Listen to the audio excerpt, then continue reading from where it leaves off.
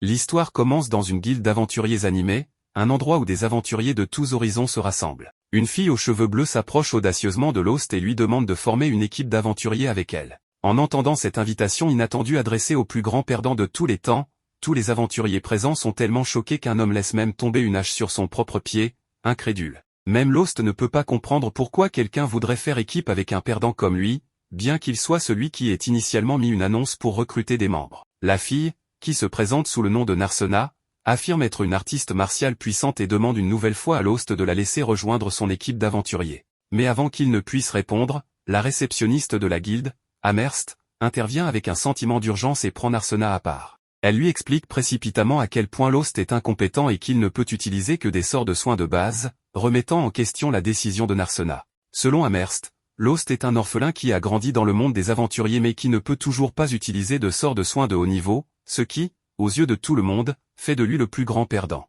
Malgré cela, il a eu l'opportunité de rejoindre une équipe appelée l'Épée Foudroyante. Cependant, il a tellement échoué lors de son bref passage avec eux qu'il a été expulsé de l'équipe quelques jours seulement après. Sa réputation de raté est désormais bien connue, et personne ne veut qu'il rejoigne leur groupe. En plus de ses compétences médiocres, Lost est également fauché, ce qui est précisément la raison pour laquelle Amherst conseille strictement à Narsena de reconsidérer sa décision.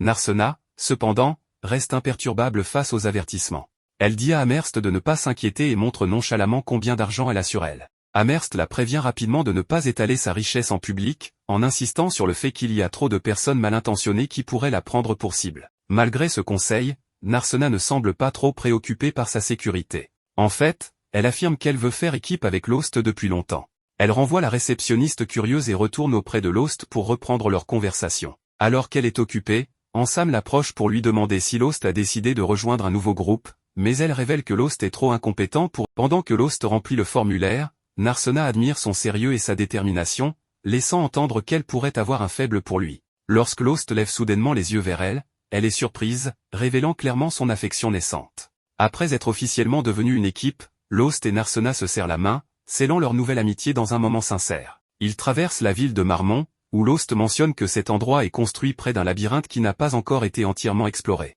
Ce fait intrigant explique pourquoi tant d'aventuriers se rassemblent ici, espérant percer ces mystères. Lost a l'idée de partir explorer ce labyrinthe avec Narsena, même si, quelques minutes plus tôt, la réceptionniste lui avait clairement demandé de ne pas mettre la jeune fille en danger tant qu'elle n'était pas devenue une aventurière expérimentée. Aux abords de Marmont, on trouve des orques dans les montagnes à l'est et dans les forêts au nord. Il y a également des serpents dangereux dans les marais au sud, et seulement quelques gobelins faibles dans les plaines de l'ouest, ce qui en fait un endroit parfait pour que les aventuriers débutants développent leurs compétences et gagnent de l'expérience.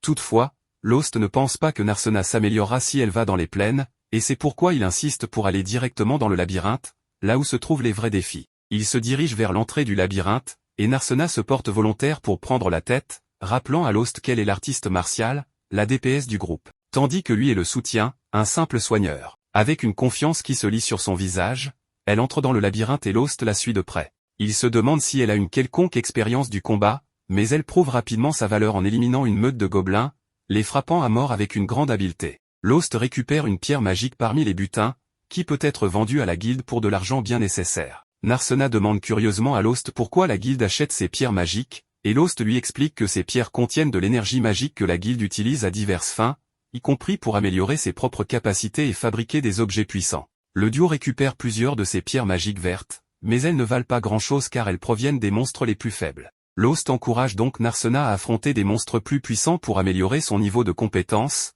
et il décide de se rendre à l'étage suivant du labyrinthe à la recherche de défis plus grands. La fille insouciante manque de marcher sur un piège caché, mais Lost l'arrête juste à temps, lui évitant d'être transpercé par des dizaines de pointes acérées. Lost profite de cette occasion pour lui apprendre comment identifier les pièges, lui disant de toujours faire attention aux briques d'une teinte différente. Narsena est impressionné par les connaissances de Lost et lui demande s'il étudie beaucoup, car ce type de connaissance est généralement réservé aux aventuriers appartenant à la classe des voleurs. Lost explique que, comme il a travaillé pendant longtemps dans diverses capacités, il a fini par développer toutes sortes de compétences, dont certaines peuvent sembler inhabituelles pour un soigneur. Ces diverses expériences lui permettent d'être plus ingénieux que ce que les autres pourraient imaginer, ce qui étonne encore plus Narsena. En voyant un énorme orc, Lost et Narsena se cachent tandis que le monstre les cherche. Lost reconnaît qu'il s'agit d'un semi-orc, un monstre de niveau intermédiaire. Il décide d'attaquer ce gros monstre, et Narsena propose de l'accompagner. Voyant son enthousiasme, il accepte d'affronter la créature. Elle saute hors de leur cachette,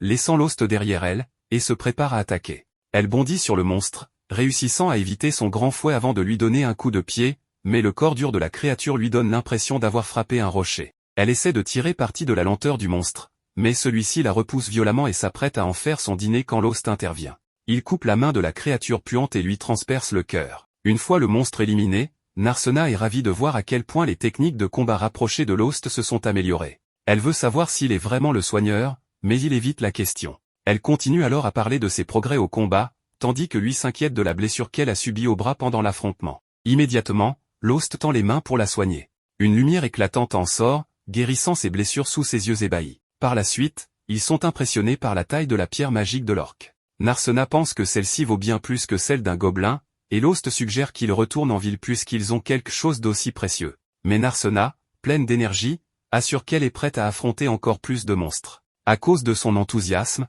il décide de continuer à chasser. Plus tard dans la journée, après avoir abattu davantage d'orques et récupéré leurs pierres magiques, ils se rendent à la guilde des aventuriers pour les échanger. En arrivant, Amherst s'inquiète que Lost ait emmené Narsena dans le labyrinthe, car c'était risqué. Cependant, il lui informe que c'est Narsena qui avait insisté pour l'accompagner, ce qu'il avait accepté. Il lui montre ensuite les pierres qu'ils ont récupérées, et Amherst est ravi de voir autant de pierres d'orques, qui sont bien plus précieuses que d'autres pierres magiques. Elle leur demande s'ils veulent les échanger, et ils confirment. Heureuse, elle procède à l'échange, et sa joie surprend Lost. Ce n'est qu'à ce moment que Narsena l'informe que conclure un tel échange permet à Amherst d'augmenter son salaire. Quand Amherst leur remet le paiement pour la pierre, Lost est choqué jusqu'aux os. Il n'avait jamais imaginé qu'elle pouvait valoir autant, ce qui lui fait réaliser à quel point il s'était fait arnaquer auparavant.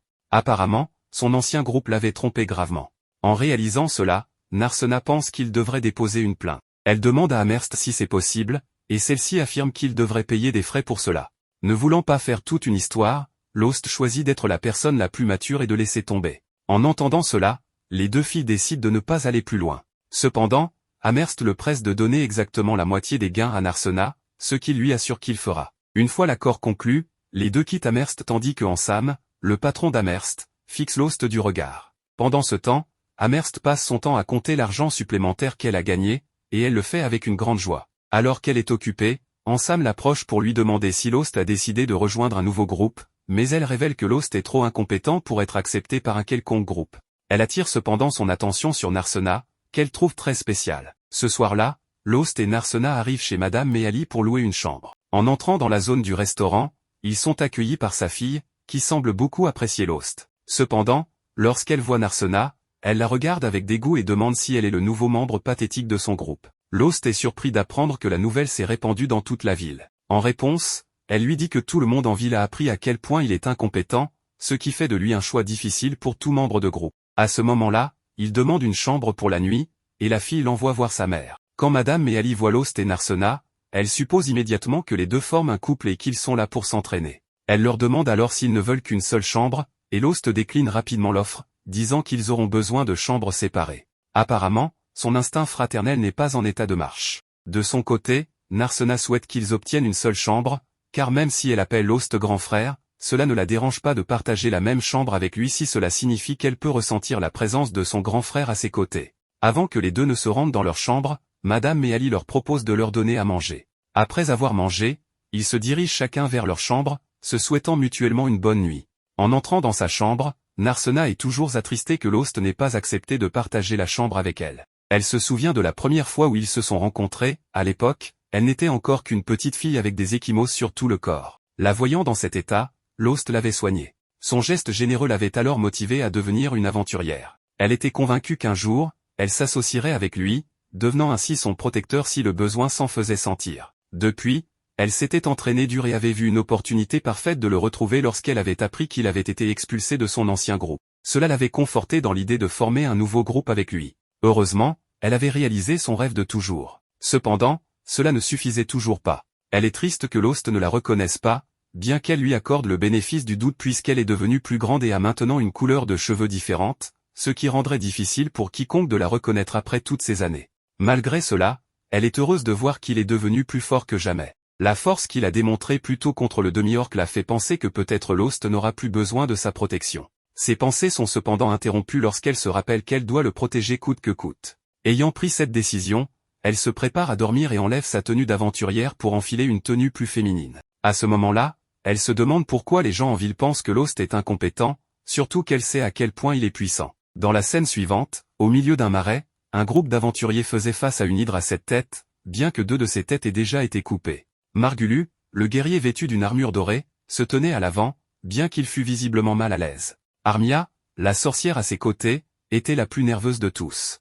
La voleuse du groupe, Saberia, était trop blessée pour continuer à combattre, tandis que Lost soignait ses blessures. Bien qu'il n'ait pas de remède pour la débarrasser du poison, il pouvait restaurer sa force physique pour l'aider à lutter contre celui-ci. La voleuse se plaignit que le guérisseur ne servait à rien, ce qui poussa le guerrier de première ligne à leur ordonner d'arrêter de se quereller et de retourner au combat si les soins étaient terminés. Cependant, les soins n'étaient pas complets, car Lost ne pouvait pas neutraliser le poison, comme il l'avait mentionné. Ils auraient dû apporter un antidote, mais leur chef avait jugé cela trop coûteux et avait choisi de ne pas en acheter. Malgré tout, il blâma Lost pour être un guérisseur inutile. À ce moment-là, l'hydre attaqua de nouveau, visant Margulu, qui bloqua l'attaque avec son épée et cria à Armia de lancer un sort. Armia lança une boule de feu, mais elle n'égratigna à peine la bête. Frustré par ses alliés, le guerrier les déclara tous inutiles. Ne voulant pas affronter la mission seul, il décida de battre en retraite, abandonnant ses compagnons.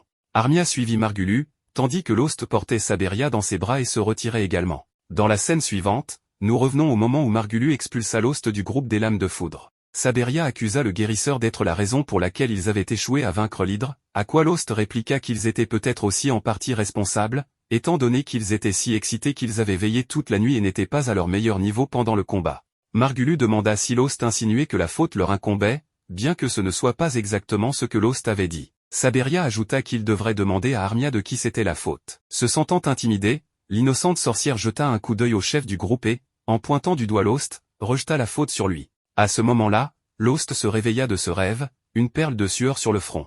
Il réalisa que s'il en rêvait, c'était parce que cela le dérangeait plus qu'il ne le pensait. En fait, quelque chose de similaire s'était produit 6 ans auparavant. À cette époque, il était déjà connu sous le nom de Lost l'inutile, mais il aspirait encore à devenir un aventurier de haut niveau. C'est durant cette période qu'un autre groupe l'avait contacté, mais en réalité, il ne voulait pas d'un guérisseur, il voulait un appât vivant pour distraire les monstres. Pour un orphelin des labyrinthes comme Lost, ce genre de traitement était trop fréquent. Ce qu'il ne s'attendait pas, cependant, c'était que les monstres se retournent contre le groupe à l'origine de tous les problèmes et les éliminent. En sortant du donjon, Lost était traumatisé, n'ayant jamais été reconnu comme un véritable aventurier. Ce jour-là, il tomba sur une charrette renversée au milieu de la route, entourée de gobelins armés. Dans le chaos, il y avait une jeune fille sans défense, et le jeune homme se précipita à son secours sans réfléchir. Même aujourd'hui, il ne comprenait pas vraiment pourquoi il avait pris cette décision impulsive, il l'avait simplement fait. Peut-être était-ce parce que la vie d'un orphelin des labyrinthes n'avait pas beaucoup de valeur, mais s'il pouvait échanger sa vie pour sauver cette fille,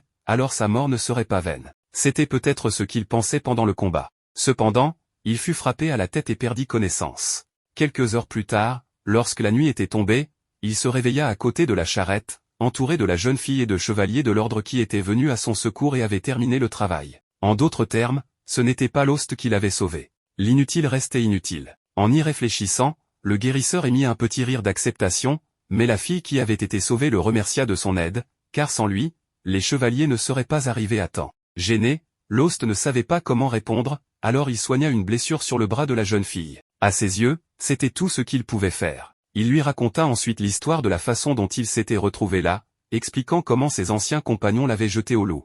La jeune fille fut horrifiée par leur cruauté et se mit à pleurer face à la dureté de ces personnes. C'est à ce moment-là qu'elle décida que lorsqu'elle serait grande, elle deviendrait aventurière et promit de former un groupe avec le guérisseur. Malgré cela, après le départ de la jeune fille, Lost pensa qu'elle était la fille d'un noble et qu'elle n'avait aucune chance de devenir aventurière. Bien qu'il ne nourrissait aucune illusion à ce sujet, ses paroles l'encouragèrent tout de même, et il résolut de devenir à nouveau un aventurier. Avec cela en tête, Lost commença à s'entraîner dur et trouva un mentor pour le guider, continuant en tant que guérisseur mais développant également une variété d'autres compétences d'aventurier. Au fil du temps, Lost rencontra les membres des Lames de Foudre et rejoignit leur groupe. En considérant tout cela, il était logique que Lost rêve de cet événement. Si ce n'était pas pour les paroles de cette jeune fille, il aurait peut-être abandonné pour de bon l'idée de devenir aventurier, et il n'aurait pas non plus rencontré Narsena. En parlant d'elle, la jeune femme frappa à la porte du guérisseur à ce moment précis, demandant s'il était encore éveillé. Lorsque Lost ouvrit la porte, elle l'invita à prendre le petit déjeuner avec elle,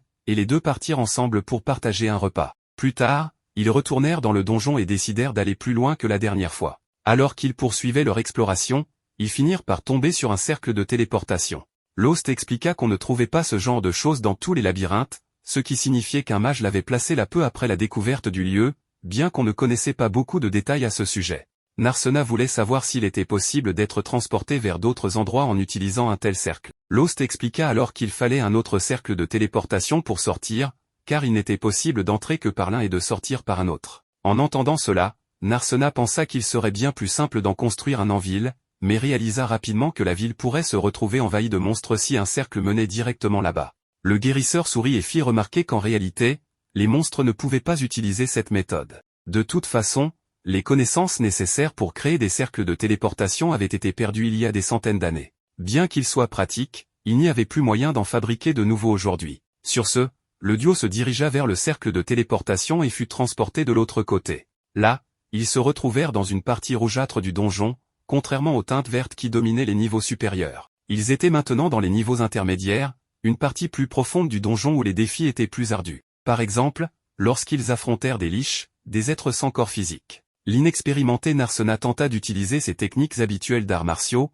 mais ne parvint pas à toucher la cible. Les liches étant des êtres spirituels faits d'énergie pure, les attaques physiques étaient inefficaces. Pour cette raison, Lost pensa qu'il serait préférable de battre en retraite, mais Narsena, déterminé, assura qu'elle pouvait vaincre cet adversaire. Avec cela en tête, les deux élaborèrent un plan et le mirent en action. D'abord, le guérisseur distrayait le liche et le faisait le poursuivre, tandis que Lost réfléchissait au fait qu'avec un entraînement suffisant, les gens pouvaient contrôler leur prana, une énergie spirituelle qui réside en eux. Les artistes martiaux bien entraînés ne font pas exception, lorsque leurs poings sont enveloppés de prana, leurs coups peuvent détruire même des êtres spirituels. C'est ainsi que Narsena donna un coup en utilisant cette technique et vainquit le liche. Cependant, malgré cette victoire, la combattante avait été blessée lors de sa première tentative de frapper l'entité spirituelle, alors Lost utilisa un objet qui augmentait les effets de guérison et lança un sort sur elle. Grâce à la pierre magique incrustée dans l'objet, qui amplifiait la puissance du sort, le soin fut efficace. La guilde fournissait ces pierres aux artisans, qui fabriquaient des objets spéciaux à partir d'elles, et ces objets revenaient finalement aux aventuriers. Après avoir été soignés, et en parlant des pierres magiques, Narsena se demanda combien ils allaient gagner grâce à celles qu'ils avaient obtenues en vainquant le liche. De retour à la guilde, Amherst fut une fois de plus stupéfait par le nombre de pierres que le duo avait réussi à collecter et leur demanda de revenir aussi souvent que possible. Alors qu'ils quittaient la guilde, maintenant de nuit, Lost remarqua qu'il ne s'était pas attendu à gagner autant d'argent avec ces pierres, et Narsena convenait que c'était une grande surprise. Soudain, une foule se formait plus loin, où deux hommes se disputaient à propos de quelque chose. Le duo s'approcha pour voir ce qui se passait, et Lost nota que ce genre de dispute était devenu assez courant, car des aventuriers ayant eu des ennuis ailleurs affluaient dans cette ville. Cela rappela à Narsena quelque chose qu'Amherst avait mentionné. Selon Lost, c'était un énorme inconvénient pour les aventuriers et les habitants de la ville qui respectaient les règles, mais il décida de laisser tomber, disant qu'il était temps de célébrer l'argent gagné ce jour-là avec un bon dîner. Et en effet, le dîner était assez somptueux. Les assiettes déjà sur la table, mais Ali, la propriétaire de la taverne, demanda à Lost s'il avait assez d'argent pour tout payer, et il la rassura en lui disant que oui. En plus de cela, il ne refuserait pas une bière. Narsena fait la même demande, mais la fille de Méali l'informe qu'ils ne servent pas d'alcool aux enfants. Narsena menace de protester, mais Lost convient qu'il est un peu trop tôt pour que sa jeune compagne boive de la bière, alors il laisse tomber le sujet. Au milieu du repas, Narsena interroge Lost au sujet d'un bâtiment étrange sans porte ni fenêtre, car il y en a plusieurs dans la ville et elle ne sait pas ce qu'ils sont. Lost admet qu'il était lui aussi curieux à ce sujet et fut surpris d'apprendre que même les ouvriers qui les avaient construits ne savaient pas à quoi ils servaient, ni qui avait commandé leur construction. Les ouvriers ont expliqué que le projet venait d'un agent représentant un autre agent, et ainsi de suite. Face à cela, Narsena commente que celui qui a commandé ces bâtiments ne voulait clairement pas être identifié. Lost, cependant, ne s'en inquiète pas tant que cela ne fait de mal à personne, bien qu'il aurait préféré qu'ils construisent un mur autour de la ville au lieu de ces structures étranges. Narsena est d'accord, car la ville pourrait être vulnérable, surtout qu'elle n'a même pas de fossé. Cependant, elle apprécie aussi de pouvoir voir loin à l'horizon.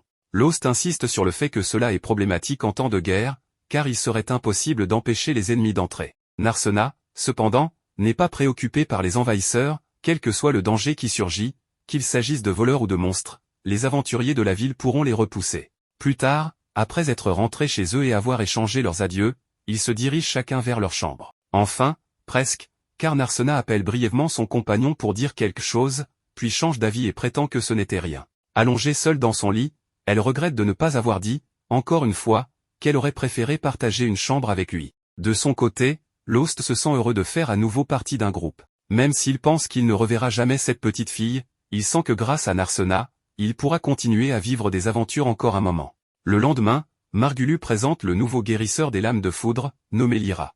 Elle salue le reste du groupe, mais les autres filles ne semblent pas ravies de cette nouvelle recrue. Sabria refuse même de la regarder, tandis qu'Arma peine à dire quoi que ce soit. En revanche, le chef est absolument ravi, assurant à tout le monde que, désormais, ils pourront vaincre l'hydre. Pendant ce temps, un vieil homme assis sur un trône demande si la princesse endormie est en ville, et son subordonné l'informe qu'elle a formé un groupe avec Lost. À court de temps, l'homme ordonne à son subordonné de se débarrasser du guérisseur inutile. Ensuite, l'équipe de la Lame Éclair observe de loin l'hydre qui les avait déjà vaincus par le passé. Alors qu'ils planifient une nouvelle attaque, leur chef est déterminé à venger la défaite passée. Il explique aux autres que lui et le guérisseur attaqueront de front, pendant que le voleur passera par l'arrière et que le mage les soutiendra avec sa magie. Lyra, la nouvelle guérisseuse du groupe, rejette cette idée, car elle ne se sent pas capable de combattre en première ligne. Cela surprend le reste de l'équipe, car leur ancien guérisseur, Lost, était plus que compétent pour ce rôle et avait même réussi à trancher la tête de l'hydre lors de leur dernier combat. Le chef dit alors à Lyra de rester en retrait et de se concentrer sur les soins et le traitement des poisons, affirmant que, d'une manière ou d'une autre, ils viendront à bout de l'hydre, même sans Lost. Pendant ce temps, au hall de la guilde, Lost et Narsena rapportent une nouvelle moisson impressionnante de butin provenant du donjon. Amherst se demande si tous ces trésors viennent vraiment des niveaux inférieurs et si les deux ne se mettent pas en danger inutilement. Narsena la rassure en disant que leur petit duo reste prudemment sur les niveaux plus faciles. Amherst suggère de recruter d'autres membres pour agrandir leur groupe et ainsi augmenter leurs profits, sachant que cela bénéficierait également à ses propres finances. Lost est d'accord avec l'idée mais estime que ce n'est pas encore le bon moment, préférant la situation actuelle. Avec l'argent qu'ils ont accumulé, ils réalisent qu'ils peuvent maintenant se permettre de louer une maison, comme les autres équipes prospères qui utilisent ces maisons pour stocker leurs butins et leurs objets de valeur. Amherst fait remarquer qu'une chambre d'hôtel miteuse n'est pas l'endroit idéal pour que l'amour puisse éclore entre les membres d'une équipe. Pendant que Narsena rêve à toutes les possibilités, Lost se remémore son ancienne base de l'équipe et le fait qu'il devait dormir dans une pièce de stockage exiguë. Malgré tout, il reste positif, bien qu'il ait traversé des moments difficiles. Pendant ce temps, l'équipe de la Lame Éclair a du mal à se remettre de sa confrontation ratée avec l'hydre. Les membres sont frustrés, certains à peine capables de se tenir debout, tandis que Margulies, furieux et confus, frappe la table de son poing en essayant de comprendre pourquoi ils ne parviennent pas à vaincre le monstre. Lyra, de son côté, s'occupe de détoxifier Amira, blessée, pendant que les autres se querellent. Ils commencent peu à peu à réaliser que Lost, leur ancien guérisseur, était peut-être plus utile qu'ils ne le pensaient, malgré ses plaintes constantes. Margulies décide d'aller retrouver Lost et de lui demander de revenir dans l'équipe. Il se convainc que personne ne pourrait refuser de rejoindre l'illustre équipe de la Lame Éclair. Un peu plus tard, Lyra est réveillée par Amira, qui se sent beaucoup mieux après avoir été soignée. En cherchant de la nourriture, elle découvre que Margulies et Siberia ont disparu, et elle se demande où ils ont bien pu aller. En réalité, les deux sont partis chercher leur ancien coéquipier. Margulies, sans la moindre honte, propose à Lost de rejoindre l'équipe, comme si c'était un cadeau, tout en riant et en prétendant que les mauvais traitements passés n'étaient qu'un simple malentendu. Il devient vite clair que Margulies a investi tout l'argent de Lost dans ses armures de pacotille, il enchaîne les excuses sur la mauvaise conduite de l'équipe envers leur ancien coéquipier et promet que les choses seront différentes désormais, allant même jusqu'à dénigrer la nouvelle guérisseuse, la qualifiant de femme inutile. À la surprise générale, Lost le remercie. Avant qu'il ne puisse dire un mot de plus, Narsena, qui a entendu toute la conversation, intervient, ne supportant plus la situation. La tension monte alors que Narsena refuse de laisser Margulies, qu'elle qualifie de manipulateur, lui voler son partenaire. Lost parvient à la calmer en expliquant qu'il apprécie l'offre mais qu'il n'accepte pas de rejoindre la Lame Éclair. Il n'a aucune rancune envers son ancienne équipe, mais il est satisfait avec son groupe actuel. Margulies n'en revient pas et accuse ouvertement Narsena de manipuler Lost, ce qui s'avère être une erreur fatale. Lost, autrefois calme, saisit Margulies avec fermeté et le met en garde, s'il ose toucher à Narsena, lui et la Lame Éclair le regretteront. Lost et Narsena quittent alors Margulies, frustré et légèrement ébranlé, qui ordonne à Amherst de lui trouver un nouveau membre d'équipe pour affronter l'hydre. Ils ont besoin de quelqu'un de fort et capable de tenir la ligne de front. C'est à ce moment qu'un mystérieux guerrier masqué se présente pour offrir ses services. Margulies, bien que méfiant, décide de tester l'inconnu en l'attaquant. Malgré les avertissements d'Amherst, qui rappelle qu'il est interdit de se battre dans le hall de la guilde, Margulies fonce tête baissée sur l'homme masqué. En un instant, le chef de la Lame Éclair est désarmé avec une facilité embarrassante. Le mystérieux bretteur, victorieux, révèle son nom, Shig, ce qui convainc Margulies de l'accepter dans l'équipe. Plus tard, Sheila frappe à la porte de Lost. Depuis sa chambre, Narsena s'inquiète que la visiteuse essaie de se rapprocher de Lost avant elle. Mais il s'avère que Sheila vient simplement informer le duo qu'ils ont des invités, Armia et Lyra, les deux membres de l'ancienne équipe de Lost. Inquiète de leur prochaine confrontation avec l'Hydre, elle lui demande de l'aide. Il était assez fort pour couper la tête du monstre la dernière fois, alors sa présence pourrait les aider à vaincre la bête sans que personne ne soit grièvement blessé. Narsena soulève un bon point en se demandant ce qui retient Armia et Lyra avec la lame éclair, étant donné que personne dans l'équipe ne semble heureux. Armia explique que malgré ses nombreux défauts, Margulius reste leur coéquipier, et qu'elle croit en la loyauté. Cette remarque exaspère Narsena, qui lui rappelle que Lost était également son coéquipier, et pourtant elle l'a maltraité. Submergée par la culpabilité, Armia fond en larmes et avoue qu'elle a suivi Margulius par peur d'être expulsée de l'équipe, la seule à laquelle elle ait jamais appartenu. Elle implore le pardon de Lost, et Lyra tente de convaincre ce dernier de la sincérité d'Armia, en se remémorant comment elle murmurait son nom pendant son sommeil empoisonné. Lost, fidèle à lui-même, réconforte Armia et accepte ses excuses. Il lui assure qu'il n'y a pas d'animosité entre eux, mais il reste ferme sur sa décision de ne pas rejoindre la lame éclair. Le moment douamer est interrompu par Miss Meali, la cuisinière, qui apporte un déjeuner extravagant, espérant remonter le moral de l'équipe, en particulier celui d'Armia, à qui elle recommande de prendre un peu de poids ou au moins de sourire davantage. Profitant de la distraction, Lost, Lyra et Narsena s'éloignent pour discuter en privé. Narsena conseille à Lyra et Armia de quitter leur équipe, mais Lyra explique que c'est plus compliqué que ça. Se rappelant les paroles de Margulius à propos de la nouvelle guérisseuse, Lost met en garde Lyra, si elle reste avec la lame éclair, elle risque de vivre des moments difficiles. Malgré cela, Armia refuse d'abandonner son groupe, et Lyra ne veut pas abandonner Armia, ce qui les place dans une situation délicate. De retour à leur base, Lyra est présentée aux nouveaux membres de l'équipe, et à sa grande surprise, elle le reconnaît immédiatement, malgré le masque de style fantôme de l'opéra. Elle l'appelle Zig, mais Margulius la corrige en affirmant qu'il s'agit de Shig, une personne totalement différente. Lyra, méfiante, exige des explications. Shig tente de jouer la carte de l'humour pour détourner la conversation, mais lorsque Lyra remarque que son épée a été volée et qu'elle appartient à un certain Ronaldo, Shig perd son sang-froid et explique qu'elle a hérité cette lame de son maître, révélant ainsi des incohérences dans son histoire. Bien que sa couverture soit compromise, Lyra abandonne l'affaire et laisse Shig continuer sa mascarade. Peut-être qu'avoir cet étrange personnage dans l'équipe ne sera pas une mauvaise chose, après tout. Alors que la tempête se profile à l'horizon, les deux groupes s'avancent vers l'inconnu, sans savoir ce qui les attend. Après avoir été sauvés par Narsena, Lost lui exprime sa gratitude pour son aide. Quant à la jeune fille, elle décide de continuer le travail, cependant, Lost décide de faire une pause lorsqu'il entend son estomac commencer à gronder. Il dit que, bien qu'elle puisse continuer, son estomac, lui, n'en pense pas autant. En entendant Lost rire de la situation, Narsena s'énerve, mais Lost l'invitait simplement à aller déjeuner. À ce moment-là, Narsena a accepté. Lorsqu'ils mettent la table, il remarque qu'il y a plus de nourriture que nécessaire pour 2 personnes, car le propriétaire de l'établissement leur a donné de la nourriture supplémentaire. Face à cela, Lost est un peu confus, mais il leur dit simplement de finir ce qu'il y a, car c'est déjà là. Pendant le repas, Lost explique un peu plus sur le monstre Hydre, qui est une créature très féroce et venimeuse avec un corps recouvert de muscles puissants. En entendant les détails sur ce monstre, Narsena prend peur et commence à s'inquiéter davantage pour Armia. Lost continue son explication et dit que l'hydre est très difficile à trouver n'importe où, car elle vit généralement seulement parmi les monstres de haut niveau. Selon ces informations, plusieurs méthodes ont été développées pour gérer les hydres, après de nombreuses études, y compris des moyens de traiter leur venin, qui peut être fatal dans la plupart des cas. Cependant, un antidote spécial a été développé pour traiter ce venin, et il est disponible à la vente à Marda. En entendant cela, Narsena se souvient que Mademoiselle Lyra n'a pas acheté cet antidote, ce qui la laisse complètement vulnérable. Lost explique que cet antidote est très cher, donc le seul espoir pour le groupe de Lyra est de compter sur leur magie de désintoxication. En entendant cela, Narsena baisse la tête avec une expression triste, mais Lost la réconforte et dit que l'habileté de Margulius à l'épée est très bonne, et demande donc à Narsena de ne pas juger le type uniquement sur son apparence. Quant à Saberia, Lost la décrit comme une guerrière agile et de premier ordre, de sorte que, malgré le grand nombre de têtes et le large champ de vision de l'hydre, Saberia est capable d'échapper à sa vue. Mais, en entendant Lost parler positivement du groupe, Narsena remarque qu'il a une opinion très favorable envers l'épée de l'éclair. Lost répond qu'il ne fait que dire la vérité sur le groupe. En continuant, Narsena remarque qu'il fréquente toujours le même labyrinthe, ce qui commence à la rendre malade. Elle suggère alors qu'il se dirige vers les marécages, qui ne sont pas très loin.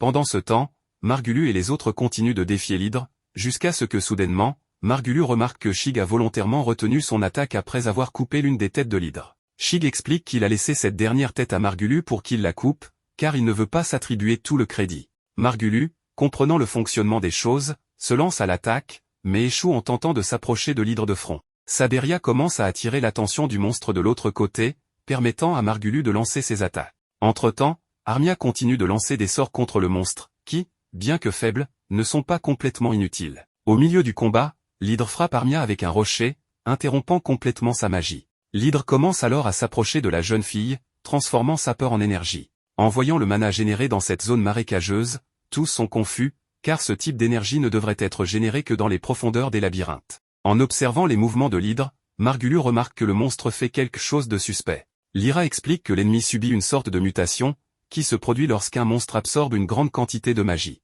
Avec son corps modifié par cette mutation, l'ennemi améliore ses capacités à un niveau surréaliste. Bien que Lyra soit au courant de ce phénomène, elle reste choquée de le voir se produire dans un tel environnement. Sheik demande alors à Lyra de s'occuper des blessures d'Armia et suggère de se retirer du combat. Cependant, Margulius refuse de reculer, surtout compte tenu du chemin déjà parcouru. Il rassure même Lost en disant qu'il est également capable de couper la tête d'une hydre. Après ces paroles, Margulius attaque l'hydre de toutes ses forces, mais son épée se brise en deux.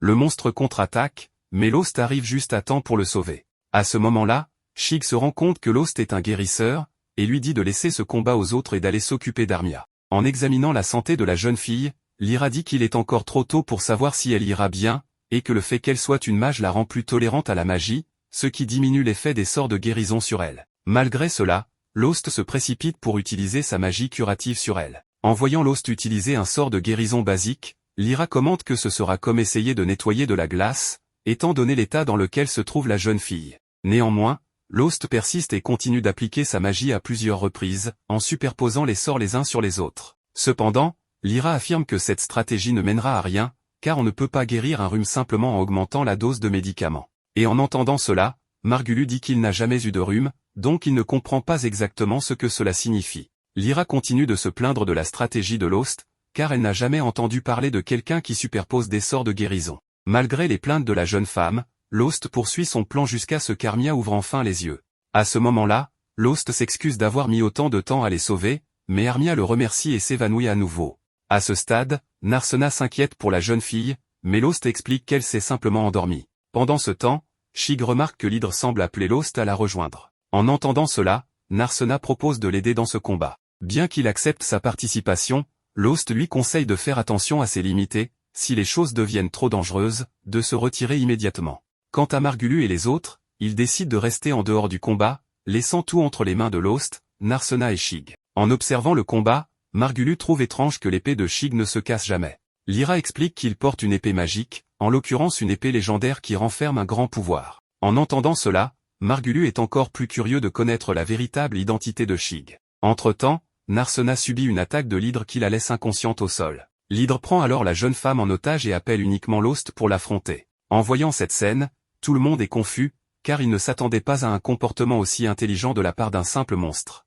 Lyra explique que lorsque le monstre mute, son intelligence et sa perversité évoluent en même temps que son corps. Lost demande alors à tous ceux qui sont présents de rester en dehors du combat, car il répondra à la demande de l'hydre. Après quelques secondes de lutte, Lost finit par être vaincu et tombe presque inconscient. Cependant, il reprend ses forces et se relève avec une mystérieuse aura bleue autour de lui. En voyant cette expression différente sur son visage, tous sont déconcertés. Lost met rapidement fin au combat en abattant l'hydre d'un seul coup, mais il s'effondre peu de temps après. Lyra utilise un antidote pour le réveiller, et quand il reprend conscience, il demande des nouvelles d'Armia et découvre qu'elle est toujours inconsciente, mais que sa vie n'est plus en danger. Les autres commentent la forme prise par Lost lorsqu'il a vaincu l'hydre. Margulius profite de l'occasion pour flatter Lost en disant qu'avec lui, le groupe pourrait même vaincre le maître du labyrinthe de Marda. En entendant cela, Saberia rappelle qu'ils n'ont même pas encore trouvé le maître du labyrinthe, ce qui fait que Margulius abandonne le sujet et se concentre sur la répartition de l'argent obtenu grâce à l'hydre. Cependant, il décide de ne partager l'argent qu'entre lui, Lost, et Saberia, car ils ont été les plus impliqués dans le combat. Quant à Armia, Margulius l'exclut complètement, affirmant qu'elle n'a pratiquement rien fait et qu'ils ne savent même pas si elle se réveillera un jour. De plus, il mentionne qu'ils pourraient simplement vendre la jeune fille si elle ne leur est plus utile, car il y a toujours des personnes mal intentionnées prêtes à l'acheter comme objet de plaisir. En entendant toutes ces absurdités, Narsena frappe Margulius au visage d'un coup de poing, ce qui le fait se plaindre en lui rappelant que l'agression physique est interdite par la guilde. Cependant, les autres font semblant de n'avoir rien vu. Saberia, en revanche, se range du côté de Margulu et est prête à témoigner en sa faveur devant la guilde. En entendant cela, Shig se souvient d'une autre raison d'accuser Margulu, ce dernier avait parlé plus tôt de la possibilité de vendre Armia, ce qui est un cas de traite des personnes. Pour aggraver les choses, Lyra se rappelle que le plan de Margulu était de vendre la jeune fille à un aristocrate dégénéré, ce qui rend l'infraction encore plus grave. En entendant cela, Shig affiche un air cynique de stupéfaction et dit qu'il ne peut tolérer cela. Il demande à ses amis de l'accompagner à la guilde pour porter plainte. À leur arrivée, Margulu découvre que Shig était en réalité un aventurier officiellement mandaté par la guilde des aventuriers de la ville royale. Shig explique que son nom n'était qu'un déguisement, car son véritable nom est différent. Amherst lui demande alors pourquoi quelqu'un d'aussi important se trouve ici. Shig répond que les aventuriers officiellement mandatés ont l'autorité de gérer les autres aventuriers et qu'il est là pour surveiller la sécurité publique dans cette ville. Durant ses recherches, il a découvert les méfaits du groupe de Margulu, qui sont maintenant expulsés du guilde en raison de leurs infractions. En entendant cela, Lost demande à Shig de le libérer, ainsi que Saberia, de cette sanction. Shig accepte la demande de Lost, mais ordonne à Margulu et au reste du groupe de quitter la ville. Cependant, Shig décide de continuer à patrouiller dans la région pour éviter que la bande ne cause d'autres problèmes. Narsena s'excuse auprès de Lost pour lui avoir demandé d'aller aider son ancien groupe, ce qui a failli entraîner leur expulsion de la guilde. Lost lui assure qu'il n'est pas en colère. Pendant ce temps, Shig demande à Lyra de former un groupe avec lui pour maintenir une surveillance plus efficace sur Marda. Lyra accepte de former un groupe, mais demande que cela inclue aussi Armia. Shig accepte cette condition sans problème. Le lendemain, la nouvelle équipe informe Lost, le guérisseur, et Narsena, l'artiste martial, qu'ils ont formé un trio équilibré composé d'un guerrier, d'un guérisseur et d'un mage. Narsena plaisante en disant que leur trio est parfaitement équilibré, tandis que Lost vérifie auprès d'Armia, la magicienne, si elle se sent bien avec ce nouveau tournant dans sa vie. Un peu confuse, Armia répond qu'elle n'a nulle part où aller et qu'elle se sent redevable envers Lyra et Shig pour l'avoir sauvée. Même si on lui a dit de ne pas s'inquiéter, elle préfère s'acquitter de cette dette pour se sentir mieux. Lost et Narsena encouragent Armia à se faire de nouveaux amis et à trouver la force d'avancer. Après cette conversation, Narsena se demande ce qu'ils vont faire ensuite. Lost lui explique qu'ils iront à la guilde pour échanger les pierres magiques de l'hydre contre de l'argent, ce qu'ils ont oublié de faire la veille, et propose de prendre une nouvelle mission, car c'est une source de revenus fiable pour les aventuriers. Narsena est déjà au courant de cela, sachant que les tâches comme chasser des monstres, collecter des objets rares ou servir de garde du corps peuvent être bien rémunérées. Lost ajoute que les missions sont aussi un excellent moyen de gagner de l'expérience, ce qui touche Narsena, réalisant qu'il pense également à son développement. Rougissant, elle cache sa réaction et suit Lost jusqu'à la guilde. À leur arrivée, ils ressentent une atmosphère tendue, car tous les membres de la guilde les fixent avec des regards sévères. Ils entendent des murmures dans la foule spéculant sur le rôle de Lost dans la défaite de l'hydre. Conscient de la tension, Lost demande à Narsena de rester vigilante au cas où quelqu'un essaierait de voler leur pierre magique. Peu de temps après, un aventurier nommé Marnell s'approche avec son groupe et demande à parler avec Lost. Méfiant, Lost accepte et Marnell demande à ses compagnons de s'éloigner pour apaiser la tension. Marnell explique que l'attitude des membres de la guilde provient de leur curiosité sur la manière dont Lost l'inutile a pu vaincre une créature aussi redoutable que l'hydre. Lost rassure Narsena en disant qu'il ne semble pas que Marnell soit intéressé par la pierre magique. Puis, Marnell s'incline et présente ses excuses, reconnaissant que tous, y compris lui-même, étaient au courant des méfaits de Margulu, l'aventurier malfaisant que Lost a dû affronter seul. Admettant avoir moqué Lost en le qualifiant d'inutile, Marnell exprime ses regrets et demande comment il peut obtenir son pardon. Narsena, avec une pointe de sarcasme, suggère que Marnell devrait s'agenouiller et s'excuser pendant 3 jours et 3 nuits, en soulignant que même cela ne compenserait pas les années de souffrance qu'a enduré Lost. Lost, cependant, lui demande d'arrêter, craignant que si Marnell accepte une telle punition, cela le ferait passer pour le méchant. Malgré la défaite de l'hydre, il se voit toujours comme un guérisseur raté aux capacités de soins basiques, et il souhaite que Marnell continue de l'appeler inutile. En tendant la main en signe de pardon, Lost laisse Marnell soulagé et surpris. Marnell accepte la poignée de main et promet d'aider Lost chaque fois qu'il aura besoin de soutien.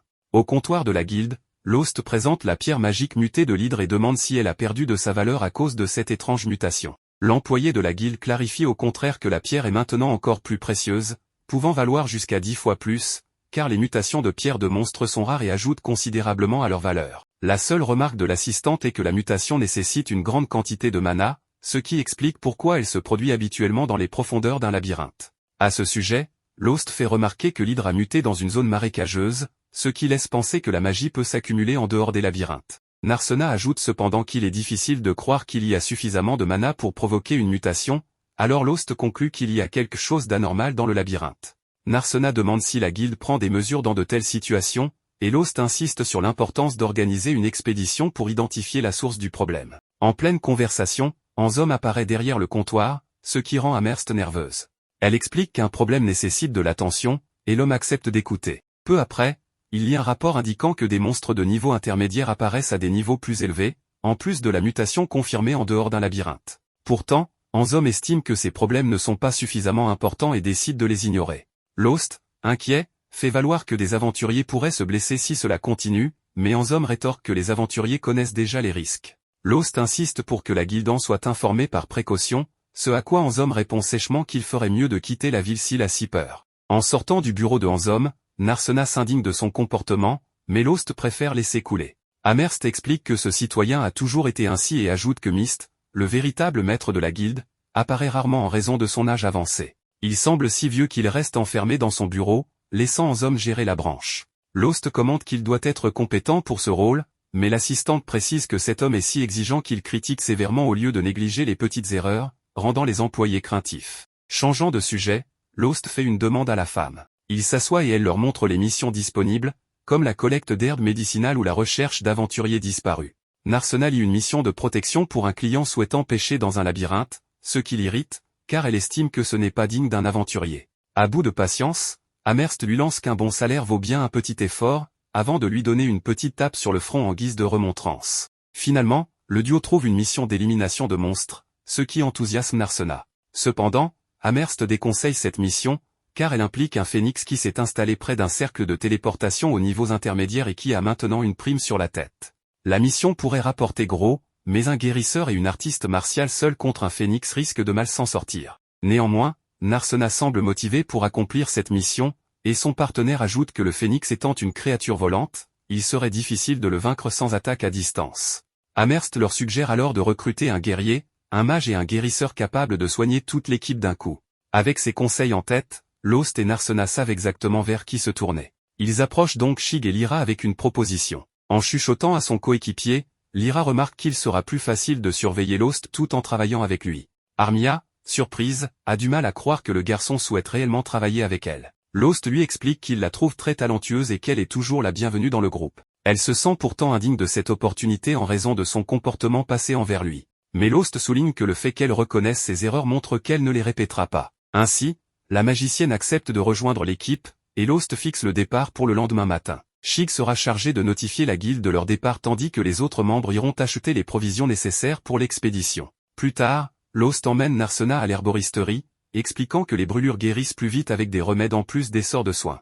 Étonné par ses connaissances, Narsena remarque que son ami en sait long, non seulement sur les éléments de guérison, mais aussi sur la vie en général. Alors qu'elle prononce ces mots, Narsena entre dans un étrange état de tristesse et finit par se replier mentalement. Cependant, une femme l'enlace par derrière et l'appelle par son surnom Nar. Surprise, Narsena se retourne pour frapper cette personne, mais celle-ci esquive avec agilité. Il s'avère que c'est Ralma, une mage de haut niveau connue sous le nom de déesse du feu.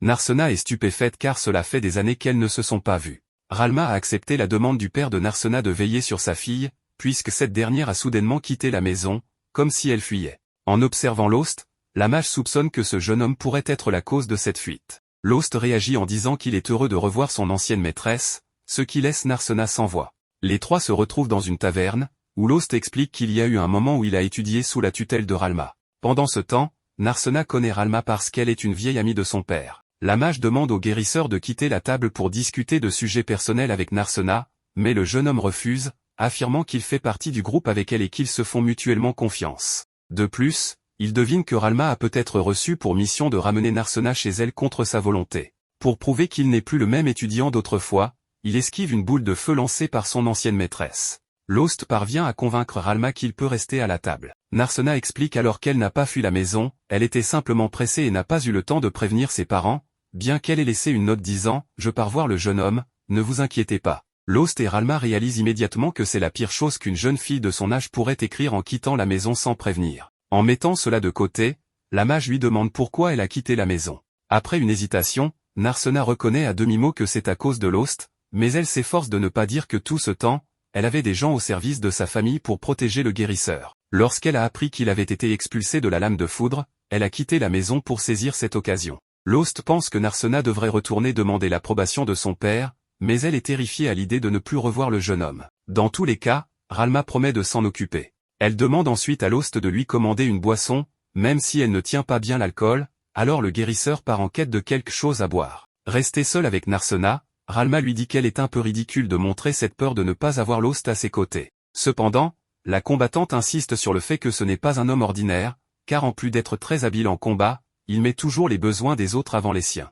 Narsena, se considérant comme un fardeau pour Lost, admet qu'en réalité, c'est elle qui a été aidée par lui. À ce propos, Ralma révèle que Lost n'était pas comme cela auparavant, et qu'il est devenu quelqu'un de respectable grâce à Narsena, allant même jusqu'à défier la mage elle-même pour protéger son ami. Sur ces mots, Narsena quitte la taverne, plus heureuse, en compagnie de Lost, tandis que la déesse du feu annonce qu'il est temps de s'occuper de sa véritable mission.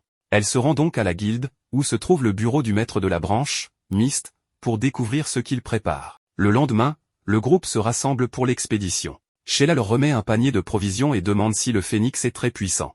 Jalouse, Narsena saisit le panier et répond que tout ira bien, car elle protégera l'équipe. Sheila rétorque que c'est précisément pour cela qu'elle s'inquiète. Tout le monde éclate de rire, et les aventuriers partent en mission. À leur arrivée dans la salle, la première chose qu'ils voient est le portail s'activer, où Narsena pensait qu'il rencontrerait le phénix immédiatement. Cependant, Lost lui explique aimablement qu'un phénix est bien trop grand pour entrer dans cette petite salle. Le groupe commence donc à avancer en envisageant un plan de secours, car malgré leur statut de sénateur, ils pourraient risquer leur vie. Armia se demande s'ils sont dans la bonne salle, pensant à une possible erreur, mais Lost les rassure qu'ils sont bien au bon endroit et que même l'ennemi est en train de passer la porte juste devant eux. Malheureusement pour eux, cette porte n'avait jamais été explorée et marquait l'entrée d'une nouvelle zone. Cela fit sourire les jeunes, car une nouvelle zone signifiait non seulement être les premiers à entrer, mais aussi les premiers à trouver de nouveaux trésors, potentiellement de grande valeur. Cependant, Shig leur rappelle qu'ils ne sont pas là pour explorer sans raison, bien que Lost, en fouillant, découvre des restes d'aventuriers totalement incinérés, datant de quelques jours seulement. Une fois prêt, Lost lance une pierre vers le nid de la bête, se rappelant que les phénix sont généralement des créatures territoriales, ce qui se confirme quand la bête apparaît à travers un portail, enveloppé de flammes, prête à les incinérer tous. Mais avant le combat, nous revenons à Amherst, quelque peu inquiète pour ses amis. Ralma entre dans l'établissement, et Amherst se dirige rapidement pour accueillir sa nouvelle amie, ce qui surprend Ralma, peu habituée à voir un groupe aussi attaché à ses membres. Avec un sourire, Amherst confirme qu'elle a toujours été aimable, mais bien sûr, pas sans raison, car elle gagne beaucoup d'argent grâce à leur mission. Cela révèle le côté matérialiste de la secrétaire, qui examine Ralma de la tête aux pieds, remarquant ses accessoires coûteux. Amherst en déduit qu'elle pourrait lui assigner une mission particulièrement difficile, mais est surprise lorsque Ralma dit vouloir rencontrer le président des aventuriers. Selon la secrétaire, cela serait impossible sans rendez-vous, mais la rousse insiste, car ils se connaissent depuis longtemps, sans cacher son envie de le tuer sur le champ. Amherst refuse, criant au milieu de la guilde qu'il serait insensé de laisser quelqu'un voir le chef pour le tuer. Ne voyant plus d'autre option, Ralma commence à invoquer des sorts pour attaquer, mais Ansam l'arrête, expliquant qu'il n'était pas nécessaire d'aller jusque-là. Il révèle à tout le monde dans la salle qu'ils sont en présence de la déesse du feu elle-même, qui, si elle le souhaitait, pourrait incinérer toute la ville en quelques secondes, ce qui laisse Ralma quelque peu satisfaite de parler avec quelqu'un qui la respecte. Dans un changement de scène, on retrouve le phénix, qui, pour une raison inconnue, n'a pas attaqué tout ce temps. Selon Narsena, c'était parce qu'ils étaient trop bas, les obligeant à attaquer depuis les airs pour l'atteindre. Lost, sachant manier l'arc, envisage de tenter quelques tirs, mais le phénix profite d'un moment de distraction pour viser Narsena. Sans l'intervention de Lost, cela aurait pu très mal tourner. Lost trouve que cette attaque sournoise n'est pas digne d'une créature légendaire. Plus loin, Ansam se demande si on va encore lui reprocher l'affaire de l'hydre qui avait évolué toute seule, comme un incident similaire dans le passé, ce qui attise la curiosité de Ralma. Ansam ne nie pas qu'il leur avait suggéré de partir s'ils avaient trop peur. Ralma n'était pas là pour discuter de futilité et, étant donné le temps écoulé depuis sa dernière visite, elle est préoccupée par les bandes de malfrats dans la région. Elle cherche à savoir pourquoi ils n'ont pas été expulsés depuis longtemps. Ansam rejette l'accusation, laissant Ralma penser qu'ils pourraient être liés aux étranges constructions à la périphérie de la ville. Étonnamment, Ansam affirme qu'il ne sait pas non plus pourquoi elles sont là, affirmant que c'est une affaire privée, extérieure à la guilde. Pourtant, Ralma est persuadée, grâce à son intuition, qu'il ment sur le sujet. Et si l'on compte que tous les labyrinthes sont gérés par cette guilde, cela rendait la situation encore plus étrange. Il est en fait facile de contrôler tous les labyrinthes, mais on ignore pourquoi ils construiraient une structure géante sous les yeux de tous. Ansam continuait à faire l'ignorant, affirmant ne remplir que les fonctions de son supérieur, mais Ralma voulait des réponses immédiatement. La construction et l'envoi de brutes étaient ridiculement évidents, et demander à un aventurier de quitter la ville juste sur une simple suggestion paraissait puérile pour une personne d'un tel rang, comme s'il s'agissait d'un problème d'avoir des aventuriers dans les environs. Avec son esprit de Sherlock Holmes, Ralma pensa que cette structure servait peut-être de base pour un rituel, et que les brutes étaient là pour accomplir ce qu'on appelait l'élévation du labyrinthe. Dans une autre scène, on voit le phénix qui ne cessait de lancer des attaques partout. Même si cela semblait mal visé, Shig savait que cela finirait par créer un océan de flammes autour d'eux. Lyra commençait même à avoir du mal à respirer, et pour Narsena, ces attaques paraissaient stratégiques. Cependant, Lost lui rappela que n'importe qui, à 5 contre 1, utiliserait une telle tactique pour se défendre. Shig, de son côté, fut surpris de voir un monstre agir ainsi, se disant que cela pouvait aussi être un instinct naturel. Le phénix avançait rapidement vers eux, et Shig ordonna à Armia d'utiliser un sort d'eau pour viser les ailes de la créature. Bien qu'il soit fait de feu, ses ailes fonctionnaient comme celles d'un oiseau normal, et l'eau affaiblirait sûrement sa puissance, ce qui donnerait à Shig suffisamment de distance pour achever le travail. Pour encourager Armia, Narsena lui promit de la protéger avec l'aide de Lost pendant qu'elle lançait son sort. Leur plan mis en place, Shig, Lost et Narsena attirèrent l'attention du phénix, permettant ainsi à la jeune fille de lancer son sort en toute tranquillité. Lyra comprenait que malgré tout ce qui s'était passé, la petite fille avait l'impression que son équipe doutait d'elle et espérait qu'Armia lui accorderait davantage de confiance après cet événement. Armia lança alors une flèche d'eau avec une telle force qu'elle transperça la bête. Pendant qu'elle tombait, Shig lui asséna un coup d'épée, mais cela ne suffit pas pour la vaincre. De retour à Ansam, ce dernier continuait à nier toute implication dans l'élévation du labyrinthe, mais Ralma, insistante, soupçonnait que tout menait à cet événement. La ville était en manque de mana, et le monstre, récemment évolué sans une structure de chambre traditionnelle, rendait cela encore plus suspect. À la suite de ce combat, le phénix commença soudainement à muter, augmentant de taille, de puissance, et son feu changea de couleur, ce qui étonna Narsena, qui n'avait jamais vu une double évolution aussi rapide. Armia réalisa alors que survivre à 2 évolutions de monstres était irréaliste, et la peur s'empara d'elle. Lyra, consciente qu'un manque de concentration pourrait donner du mana au phénix, tenta de se reprendre. Quand le phénix s'approcha, elle se paralysa, mais Shig la protégea en bloquant l'attaque, tenant promesse de toujours veiller sur elle. Encouragée, la jeune fille rassembla ses forces pour un dernier sort. Ralma, après avoir constaté l'inutilité de sa conversation avec Ansam, examina les installations mystérieuses avec son feu et remarqua qu'elles étaient faites d'un matériau étrange, confirmant ses soupçons. Entre-temps, le phénix, frappé par Narsena, ne fut pas blessé, et Lost la défendit courageusement jusqu'à ce que son épée se désintègre sous la chaleur. Lyra utilisa un sort de guérison pour donner un dernier coup de pouce à la jeune fille, qui lança alors une nouvelle flèche, mais cette fois de glace, 10 fois plus grande, qui coupa l'aile du phénix. Narsena parvint ensuite à envoyer la créature au sol, où Lost lui asséna un coup final. Tous félicitèrent la jeune fille, lui apportant des larmes de gratitude. En s'appropriant l'objet laissé par le phénix, Lyra observa de loin et se dit que cette fois, Lost n'avait pas réagi comme la dernière fois, comme si le démon en lui ne se manifestait que dans des moments spécifiques. De retour en ville, nos héros retrouvent Ralma dans leur bar habituel. En savourant une bonne bière, elle accueille son élève inutile qui, d'une manière ou d'une autre, avait réussi à vaincre un phénix. Lost ne comprenait pas comment elle avait appris la nouvelle puisqu'elle ne les avait pas vus, mais sa maîtresse affirma simplement qu'avec quelques pièces, un petit chien lui avait raconté tout ce qu'elle voulait savoir. Pendant que Lost réfléchissait à trouver de meilleures fréquentations, Ralma se réjouit pour eux, car ils allaient gagner beaucoup d'argent en accomplissant une mission légendaire et en vendant la gemme de la bête. Tout cela poussa Lost à inviter sa maîtresse, qui souhaitait continuer à boire pour fêter ça.